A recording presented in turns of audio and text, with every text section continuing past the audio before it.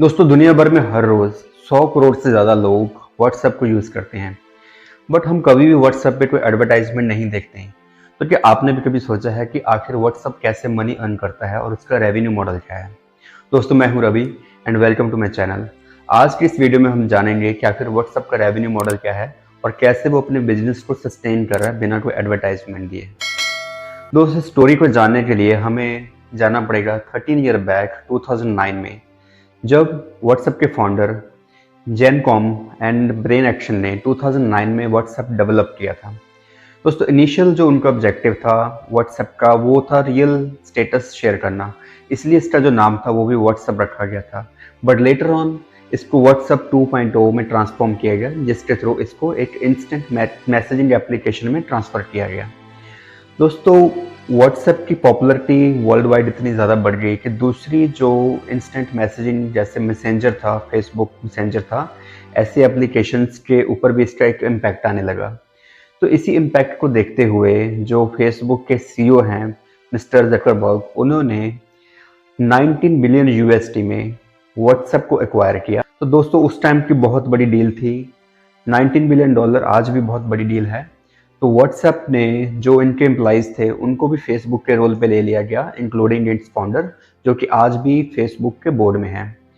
दोस्तों initially WhatsApp ने अपने बिजनेस मॉडल को सस्टेन करने के लिए जो डेवलप कंट्रीज़ हैं उनमें सब्सक्रिप्शन फ़ीस रखी थी, जो कि $1 पर ईयर थी, जिससे कि उनके जो एम्प्लॉइज़ थे या उनके जो कुछ नॉमिनल एक्सपेंसेस थे वो कवर हो रहे थे।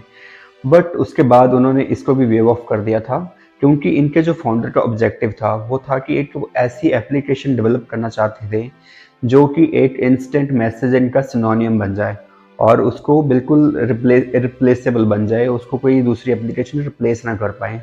दोस्तों इस तरह के बिजनेस का जो ऑब्जेक्टिव होता है इनका होता है कि पहले आप अपना एक डाटा बेस बनाइए, अपने यूज़र्स का बेस बनाइए, उसके बाद वो कुछ सालों के बाद फिर जब लोग उनके ऊपर डिपेंडेंट हो जाते हैं तब वो मनी अर्न करते हैं। तो दोस्तों एक्विजिशन के बाद फेसबुक ने व्हाट्सएप के लिए काफ़ी अच्छे रेवेन्यू मॉडल शेयर किए, जिसमें सबसे पहला जो था वो था व्हाट्सएप बिजनेस। फिलहाल व्हाट्सएप बिजनेस भी फ्री ऑफ कॉस्ट यूज़र्स के लिए हैं। अभी कोई भी बिजनेस अपने आप को व्हाट्सएप में वेरीफाई करवा सकता है और इस वेरिफिकेशन के साथ उनको कुछ एडिशनल फीचर्स मिलते हैं, जैसे कि वो अपने कस्टमर को रीच कर सकते हैं, जहाँ वो उनको कुछ ऑटो रिस्पॉन्सेज रहते हैं जो कस्टमर की क्वेरीज रहती हैं। दोस्तों फिलहाल व्हाट्सएप इस मॉडल से कोई रेवेन्यू नहीं जनरेट कर रहा और फ्यूचर में वो इसको ऑब्वियसली इसको कमर्शलाइज करेंगे। दोस्तों जो दूसरा मॉडल आज भी व्हाट्सएप के लिए रेवेन्यू जनरेट कर रहा है that is WhatsApp business API. दोस्तों API is acronym of application programming interference.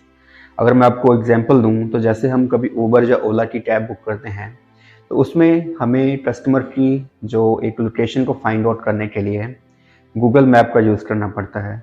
तो गूगल मैप जो कि गूगल की एप्लीकेशन है वो उबर या एक ओला को सपोर्ट कर रहे हैं। तो क्या हम सोच सकते हैं कि क्या गूगल उनको डेवलप कर रहा है? Not really. Basically API is a function जिसके थ्रू जो डिफरेंट एप्लीकेशंस हैं वो इस तरह से कम्युनिकेशन करती हैं कि वो एक डिज़ायर्ड रिजल्ट प्रोड्यूस हो। तो दोस्तों सिमिलरली व्हाट्सएप भी इस टाइम जो बिजनेसेस की अपनी वेबसाइट हैं उनके साथ एपीआई एक्सटेंशन के थ्रू काम कर रहा है, जिसके थ्रू जो लोग हैं वो व्हाट्सएप के थ्रू उनकी बिजनेस क्वेरीज को या उनके जो प्रोडक्ट्स हैं या उनकी वेबसाइट को एक्सेस कर पा रहे हैं। तो आपने देखा होगा कि जैसे हम मेक माई ट्रिप जहाँ कुछ फ्लाइट टिकट्स बुक करते हैं तो आपको इंस्टेंट मैसेज कन्फर्मेशन मैसेज आना स्टार्ट होते हैं। इस तरह के मैसेज के बाद आपके पास मल्टीपल ऑप्शंस रहते हैं जिसके थ्रू आप फर्दर उनके जो प्रोडक्ट्स हैं उनके सर्विसेज हैं उनको एक्सप्लोर कर पाते हैं। तो दोस्तों फिलहाल WhatsApp is generating revenue only through WhatsApp business API and future में उनका प्लान है कि वो आने वाले समय में व्हाट्सएप बिजनेस को भी कमर्शलाइज करेंगे।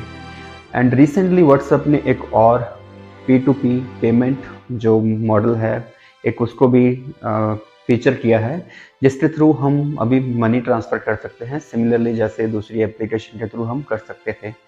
तो दोस्तों इससे भी जैसे ही ये एक पेमेंट एप्लीकेशन जो पेमेंट प्रोग्रामिंग है ये बिल्कुल गो लाइव हो जाएगा। फिलहाल एज पर माई नॉलेज ये सिर्फ इंडिया में ही इनेबल किया गया है और आने वाले टाइम में ब्राज़ील और अमेरिका में भी इसको इनेबल कर दिया जाएगा।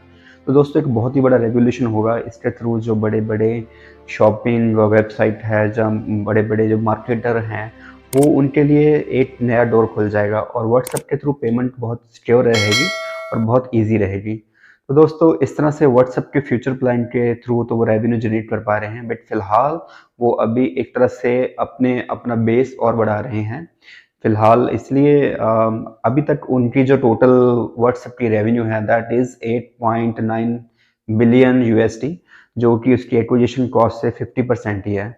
तो दोस्तों अगर ये इन्फॉर्मेशन अच्छी लगी तो इस चैनल को सब्सक्राइब कीजिए ऐसे ही और बहुत ही इन्फॉर्मेटिव एंड यूजफुल वीडियोस के लिए। Thank you.